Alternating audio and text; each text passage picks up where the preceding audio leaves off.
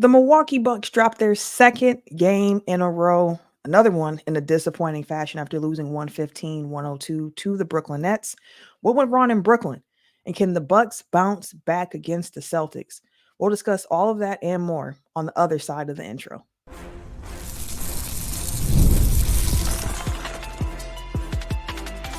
You are Locked On Bucks, your daily Milwaukee Bucks podcast, part of the Locked On Podcast Network, your team every day.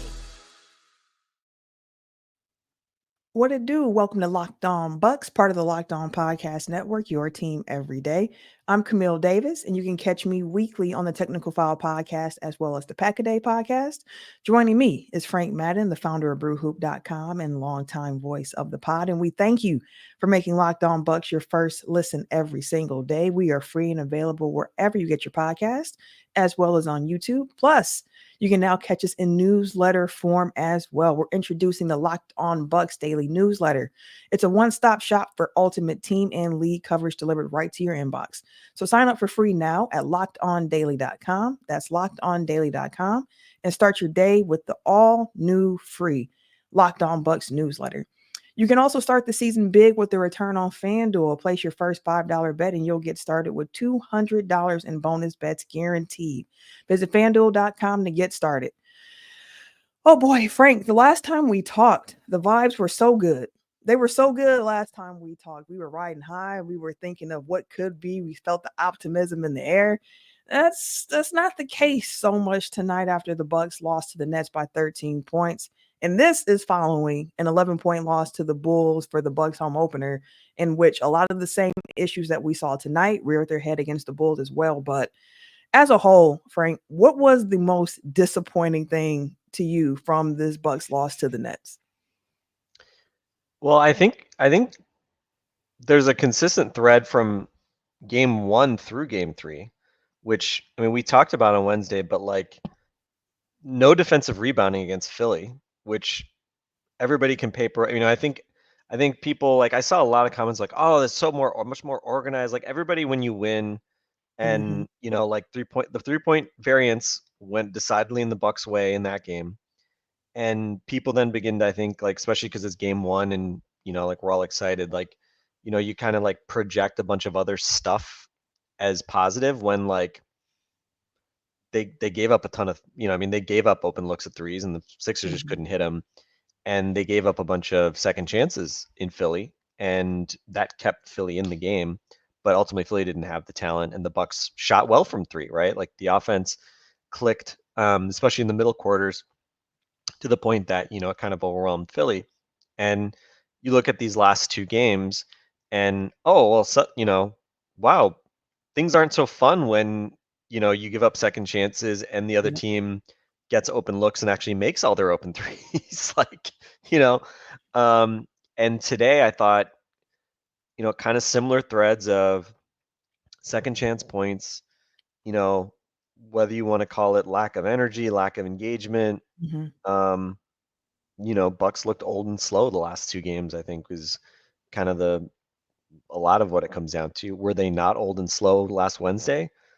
Same dudes, and they allowed some of the same problems. They just didn't get punished for it. And offensively, they, made shots so that, making shots just kind of papers over a lot of things. So I think, again, like, it's easy to get too pumped up when, make or miss league, things go your way and you make.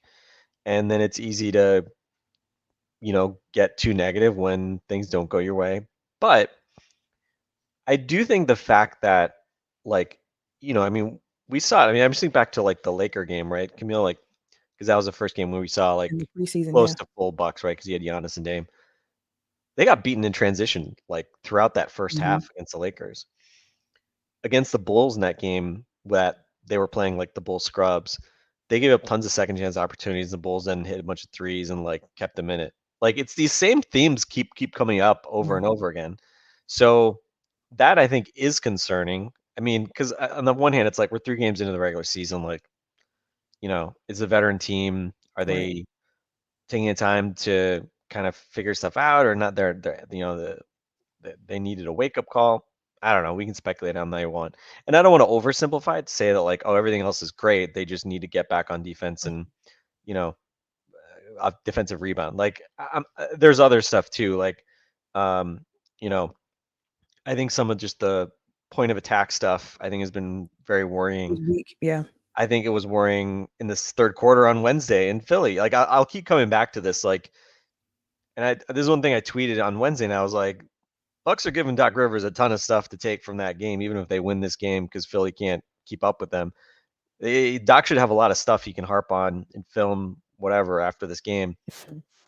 Maybe he did, but clearly the Bucks weren't listening because it felt like they just basically like we can just outscore them. And that's something. I mean, I feel like that idea of the Bucks feeling like we can just outscore them, like that. We even saw a little bit of that at times during the latter part of the Bud era as well. But clearly, right now, I mean, it's early in the season, but Yeah. after last year, I think you have to be concerned that the old and slow rap is very real.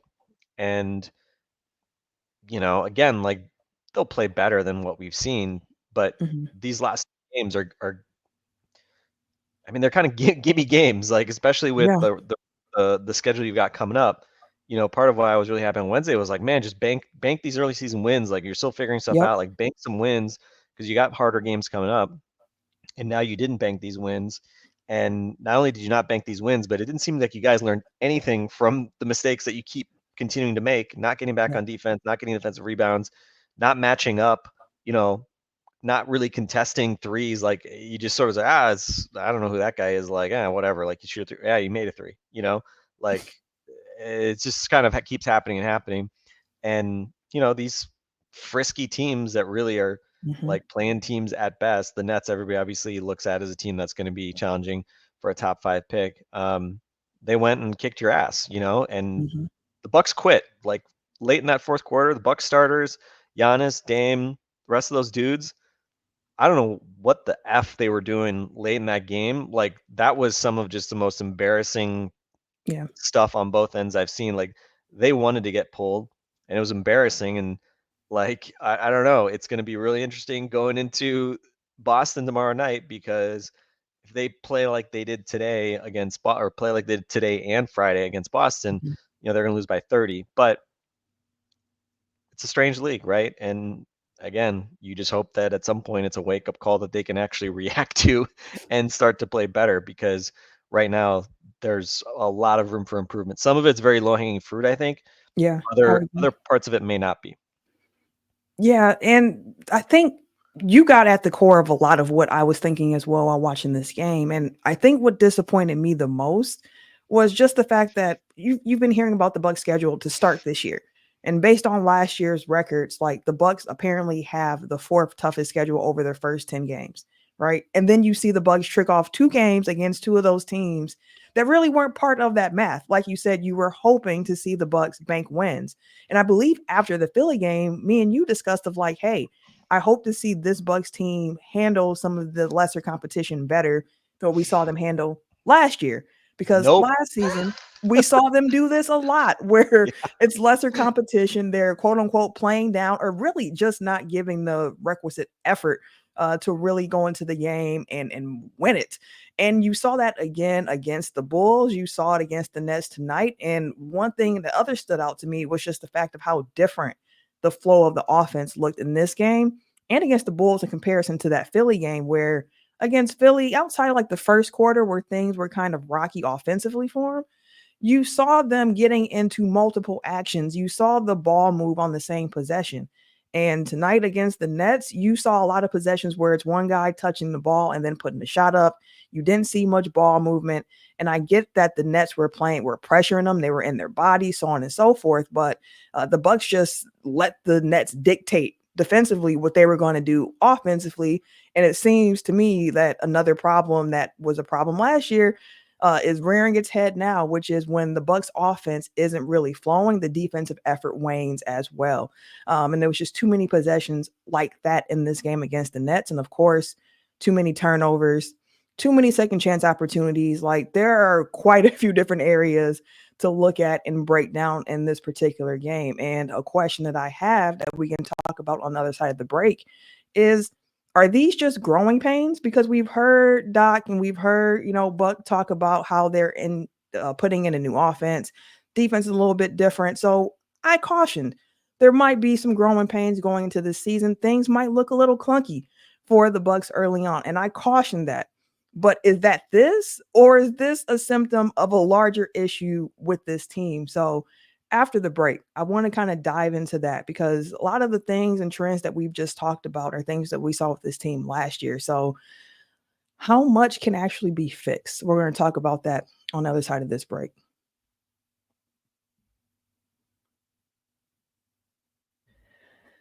I love playing on FanDuel, especially now with the NFL season in full swing, NBA going on. You got to make sure you head over to FanDuel, America's #1 sports book, because right now you bet $5, you get 150 back in bonus bets if you win. The FanDuel Sportsbook gives you everything you need to place live bets on the NFL all in one place.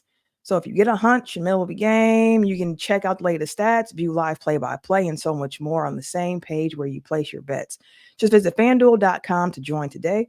You'll get started with $150 in bonus bets if you win your first $5 bet. That's FanDuel.com. Again, fanduel.com, FanDuel.com. So never waste a hunch and make every moment more with FanDuel, an official sportsbook partner of the NFL.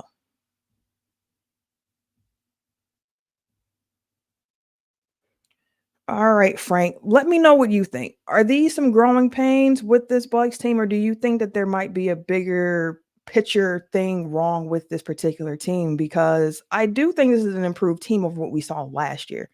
They are still older and they are still not, overflowing with athleticism at some key positions here. But a lot of it, I think, comes down to effort as well, where you're just seeing guys stand and watch the ball. You're not just seeing the effort. And this is the Bucks team where if they went out tomorrow against Boston and they played an outstanding game, I wouldn't be all that surprised. If they lost handedly by Boston, I wouldn't be surprised on that end either. So, like, Frank, where do you see it now? Because again, we are only 3 games into the season. It's all very young. It's easy to overreact, but where do you fit on that particular question? I mean, let's say acknowledge first. I mean, these are grown ass men. Yep. So, how much growing you need to be doing? Like, some of it's like, Giannis, Dame, Brooke, Bobby, Pat, like these dudes. You should know what winning behavior looks like and what's going to work and not work. Um, so, like I don't know. I don't want to like give them that much of an excuse. Um, but yeah, I don't know. I mean, I think generally, like historically, the first 20 games of an NBA season tend to be very predictive of like who's good in each conference, and tends to model pretty closely like who's going to be the playoff teams, who are going to be the big contenders. Um, and the first 20 games tend to be a much better predictor than like the last 10 games, right? I think people get maybe a little bit overly fixated on like end of season momentum when stuff gets weird and funky, and like a lot of that actually really doesn't carry over into the playoffs. So I think on the one hand, I think sure, like, are you going to have some stinkers and clunky games? Like, yeah, right. I mean, that's going to happen. I mean, tonight, the Philly team that lost in Toronto, uh, Yeah. looked bad in Toronto. They went in and they beat the Pacers, who are also now 1-2, right? So the Pacers, Bucks, and Sixers are all 1-2, and probably nobody feels particularly great across those teams. So on the one hand, like you can't certainly like individual games. Like I don't think you want to over-index on individual games. Like I think the Bulls game, there's a little bit of a well, Bulls shot the lights out type thing. Mhm. But again, the recurring theme of you guys just didn't seem to like.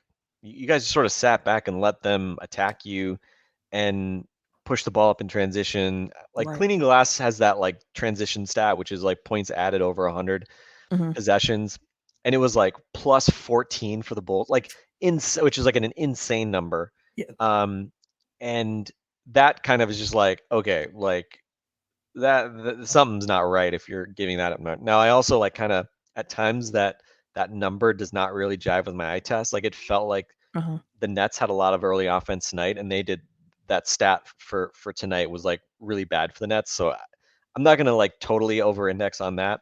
I don't think the Bucks played transition defense in in either game particularly well. But weirdly, like the half court offense, or sorry, the half court defensive stats actually were pretty good in both games.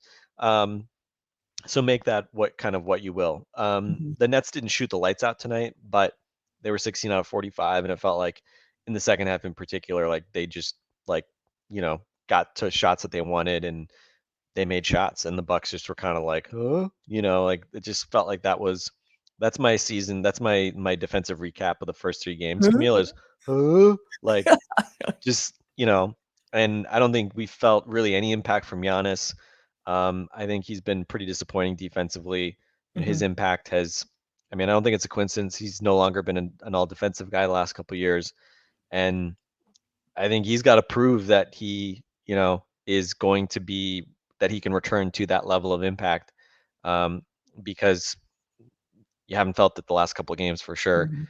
And it's like, you can pick on guys all you want, like, right? Like, I think that's the other thing too. When, the Bucks lose a couple games in a row, then like everybody kind of reverts back to sort of their favorite things that they don't like about the Bucks, right? Like, Mhm. you know, some people say, "Oh, Brook Lopez," right? It's like, well, Brook Lopez was -2 tonight. He like, like, I mean, he wasn't necessarily like solving all the world's problems, but he made shots, and the Nets didn't actually like run the Bucks off the floor when he was on the floor. It was, Mhm. Bobby Portis was -21, and like a couple of the videos I saw of Bobby like just completely falling asleep.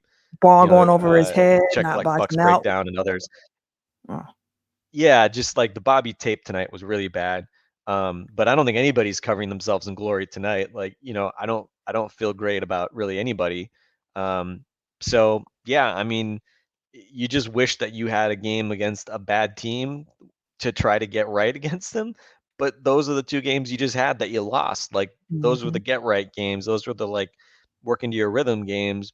And then if you get your ass kicked by the Celtics, it's like, well, you know, fourth game of the season, it happens, right? Right. And now it feels like it's this kind of, I don't want to say they're like in some existential crisis mode, but I don't know. I mean, like I'm used to just people going crazy on Twitter, right? Because that's kind of what we do. We get really high, really low, right? Like there's not a lot of in between ground.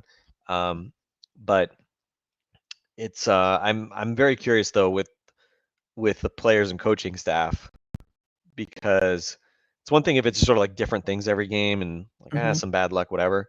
There's been some bad luck, especially with the Chicago shooting, but they've kind of manufactured their own bad luck, if you ask me.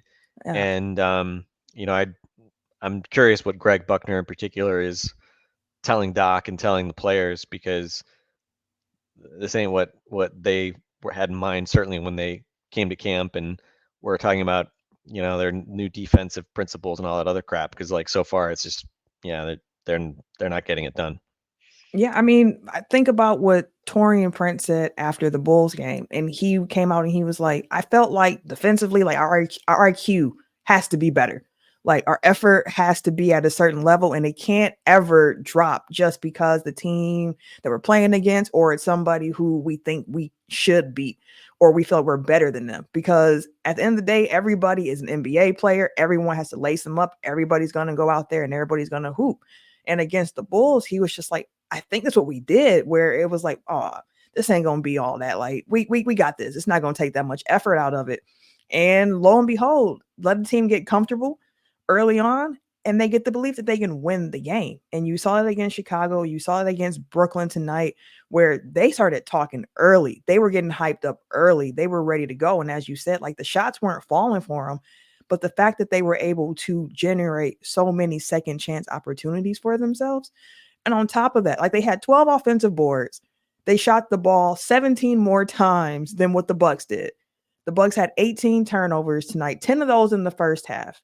Like it was just a perfect mixture of like offensively not taking care of the ball. Some of it was, hey, I thought a guy was going to be here, but they were actually in this particular spot. A miscommunication in that sense. Other times it was just a simple like we're getting the sideline out of bounds plays and we're still selling the ball. Like why are we turning the ball over in a situation where we actually have a play ran and we know what we should be doing? And this isn't a team that can just turn it on, especially when you're learning how to do something different and you're trying to break old habits. So it's again, like we've said, it's early. But I think, and we know you can see the highs and the lows from people all over Twitter. I know we're going to see it in the comment section of this particular video as well from Bucks fans. There's going to be a subset saying season is over, they're washed, there is no chance of winning the championship, so on and so forth. There's still a lot of season to play. So I always try to keep it somewhat even keeled. But I think it's fair to say, and if you don't call it out, like this has been a disappointing effort over the last 2 games for the Milwaukee Bucks. It's not what you expected. It's not, especially what you expect after hearing Doc Rivers talk about the added emphasis this year on this team dominating in the regular season and taking these games more seriously because it was a problem for him last year. But lo and behold, here we are having some similar conversations to ones that we did last season. And what makes it worse, like I mentioned, it's the first time of back to back against the Nets here. You head to Boston tomorrow for the second night of the back to back. Then you're in Memphis. Then you play Cleveland at home before you go play Cleveland on the road. Then you have Utah at home. Then you go play the Knicks, and then you have Boston at home.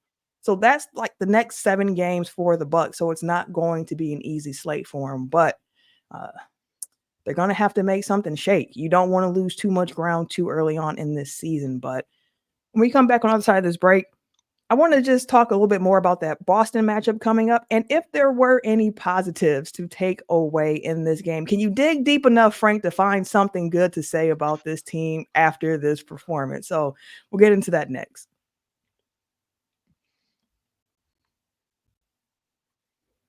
Game time makes it so easy to catch a game, an event, whatever it is that you're looking to go to. And with the NBA season in full swing, Game Time is the place to go for all your ticketing needs. It's not just clutch for NBA tickets or sporting events alone. Like I said, Game Time has tickets for every event. So if there's a show or a concert that you're interested in, check out Game Time because they're going to have you covered for that as well. Game Time has a new feature called Game Time Picks that makes getting tickets to see your favorite teams play live even easier.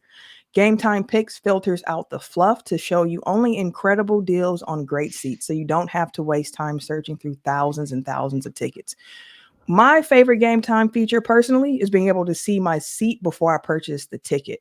I love to know what to expect before I arrive. So take the guesswork out of buying tickets with Game Time Picks.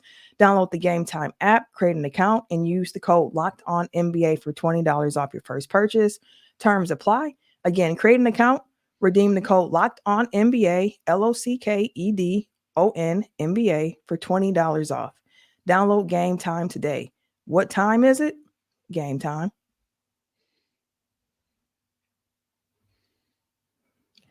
The Say Something Nice challenge, Frank. You got anything from this game to say positively about the Milwaukee Bucks? Giannis made 8 of his last 9 free throws. So There we so, go. so there, there's a little bit of positive. You know, it's interesting. I feel like I am more critical of Andre Jackson probably than most Bucks fans. Like I have, Mhm. you've heard me go on my whole spiel about like how offensively he's just such a weirdo and that he refuses to even try to get to the basket, and that's like, really puts a cap on his usefulness offensively. But it has been so interesting to me that of all the guys, like when you think about last year's team, this year's team, Mhm. and the fact that he is really like the guy that brings a defensive energy and quickness and versatility that like you can love their summer, but they still don't have anybody like Gary Trent, Torian Prince, like those guys still like to me are point of attack guys, like not great. Don't move their feet as well as you'd ideally want. And so I've just found it continually interesting that like like something about Andre's game, and maybe it is simply like the offense, and he's just so bad Mhm. and useless offensively that Doc just doesn't feel like he can play him because of that. I don't know. Um, but and obviously like we talk about the fouls defensively, and Yeah. like the potential, he has not obviously lived up to his potential defensively. But especially watching these last two games, man, like I've always felt like he's a guy who has an infectious energy when he's on the floor. Mhm. And I think, when you're home, the crowd feels it, I think. I think the other players feel it. And I feel like after watching that game, and he obviously got in there and, made some defensive plays like late in the game in garbage time. Um, I feel like I would like to see him get some first half run against the Celtics just to like model for the other Bucks players. Hey guys, look, this guy, doesn't know how to score a point to save his life, but he's unselfish and he's going to work his ass off defensively. He's going to try and he's going to Mhm. run around, and sometimes it's not going to work out maybe, but like, can you go get the ball like he does? Can you go like play with a level of positive aggression the way he does? So that's my one kind of positive in terms of, I'm often kind of critical, skeptical of Andre, but I've always felt like there is something he does something defensively Mhm. that nobody else on this roster does. And so I just wonder, like, at some point it just feels like there's like a, you know, break glass and punch the Ajax button and just see if he can, be the um be the shock that, Mhm. kind of jolts the other Bucks into, you know, moving defensively or something. Um, so I somehow worked it way back to a negative kind of, but What a twist on it though. I'm giving some pro Andre sentiment behind this, because I do think, I think you at least need to see if maybe that can be a little bit of a change of pace given the way that the rest of this team plays. And again, like, he's not going to solve like clunky offense problems, Right. but kind of as we've said, like maybe he, throw him in there with the non Giannis lineups and see if maybe you can tap into something, um, as far as defense goes. So that might be kind of the one thing I might suggest as far as like a positive slash something to try to do, to get them kind of out of the doldrums. But yeah, I don't know anything that jumped out to you, Camille, as far as kind of net positives from a very forgettable Bucks weekend. Seeing Brook Lopez knock down some threes tonight was nice after how he started off the season. Nets That was, all-time leading scorer. you know what I mean? He Looking gets like back it. in that, he gets back against the Nets, he gets in that city, that area, and it's like, let's get these buckets together. But I think one thing for me is hearing some of the accountability that the team is taking for the performance that they've been having. I think it was Dame in his presser tonight where he just mentioned, like, we have to, as the players, call each other out. Like, it's one thing for it to be in practice where the coaches can be like, hey, you need to do this, or you're watching film and it's like, hey, you need to do this. He's like, but getting to the point where you're on the court and player to player, you can have the conversation, you can talk a bit more. And the talking is more than just like, oh, I'm playing help side, or I got your help over here, but like actually saying, hey, you were supposed to do this and I didn't see you doing this. What I need is X, Y, and Z. So I take some I guess positives away from the Bucks players being able to readily identify the issues that they're seeing on the court and understanding, like, hey, we have to fix this. But then the other flip side of it is like, okay, but like, can you do it? So that's the flip side of it for me. It's like, can they actually do it? But hearing them acknowledge, like, hey, got to be on the boards, got to have the effort, can't play down the competition. Everything sounds good, but I need to see it in practice. So one more question for you, Frank, before we get out of here.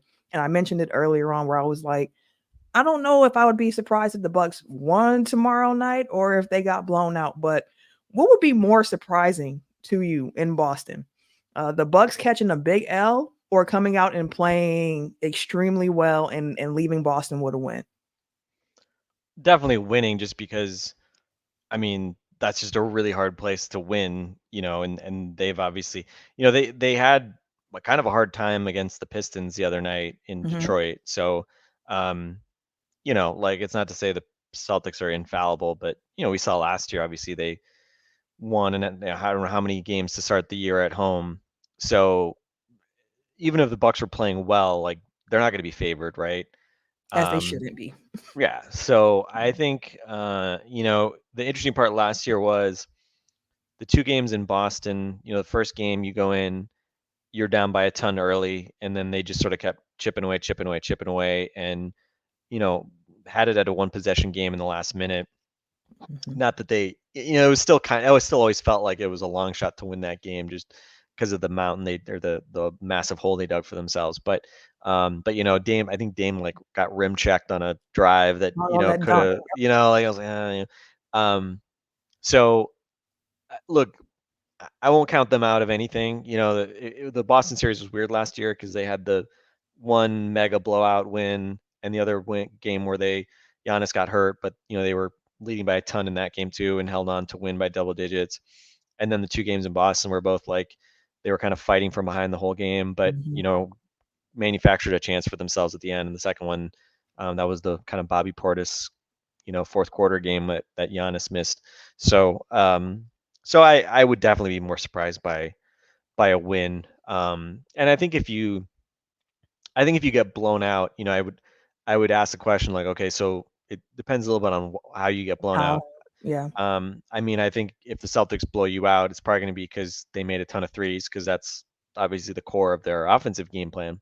And I think if you're the Bucks, after watching these last couple of games, I would be very concerned about the Celtics blowing you out with with some big 3-point shooting night, because to me, that sort of thing. I mean, I didn't mention it earlier, but yes, transition stuff. That's Mhm. hopefully low hanging fruit. Like run the hell back on defense, Right. pick up a man.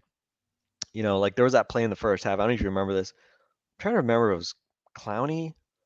Was Like it when so, Prince kinda got lost when they were yeah, getting like back on he defense? was like it wasn't his man, but he was like running down the floor and he was kind of Yep. like looking back And and like, Dame's pointing, like, yeah, that way, and and it then took too long for them to yeah, communicate where they and needed he to be. literally just like literally just went end to end. Brooke challenged him, but like he had a head of steam, and Torian Prince was still like looking around for where the hell he went.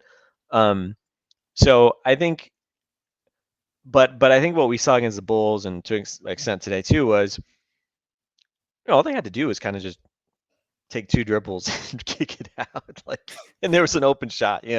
So that it was not hard to generate good looks. I think that's part of Mhm. the problem. Is that you can say like, oh yeah, it's bad luck against the Bulls, things like that, but it was very easy to get high quality shots if you were the Bulls, Yeah. and they obviously got on transition and got a lot of looks just by, again, like moving and finding out the Bucks didn't like to do that. Um, so I think that would be the biggest concern, is just like how easily you can be, bent defensively. And my biggest concern would be like, is this, how much of this is like kind of by design? Like, were they like, oh, we got to keep Giannis and Brooke by the rim, so we're gonna, or how much of this is over helping that they can clean up, or is this Mhm. just again that between your perimeter guys, like nobody can keep anybody in front of them, and so then you're gonna send help, and this is what's gonna happen. So, um, so yeah, we'll see. I mean, Yeah. my expectations are sufficiently low, um, but that just means any sign of life, I guess, will be we can spin as a positive, and if you can Exactly. actually win a game, then suddenly the last 3 days are erased and everybody's suddenly feeling good again. But that's just the way early season basketball goes. Mhm.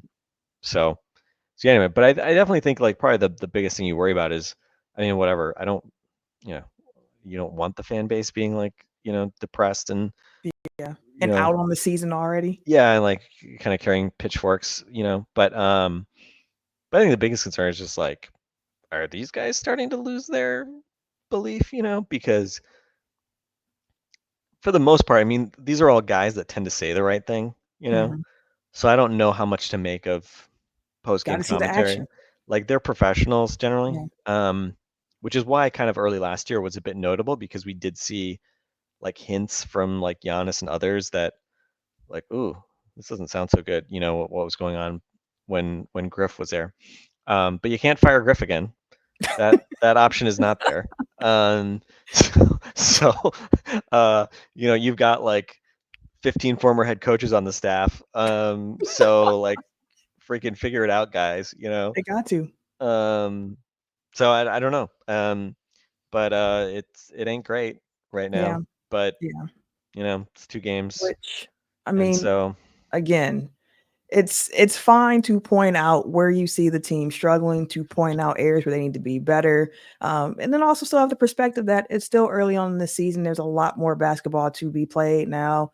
If we're 15, 20 games into the season and we're doing a post game, Frank, and we're like, man, the offensive rebounding for the team was a problem and the Bucks turned the ball, like at that point, then it's really like sound off the alarms. But right now, I'm just overall disappointed in the effort, with the hope that they can play a better all around game, consistently. That's what I'll put, consistently. It's not always going to be perfect. There are going to be growing pains, sure, but like consistent effort is the very least you can bring to every single game that you're in. So hopefully we get that tomorrow in Boston.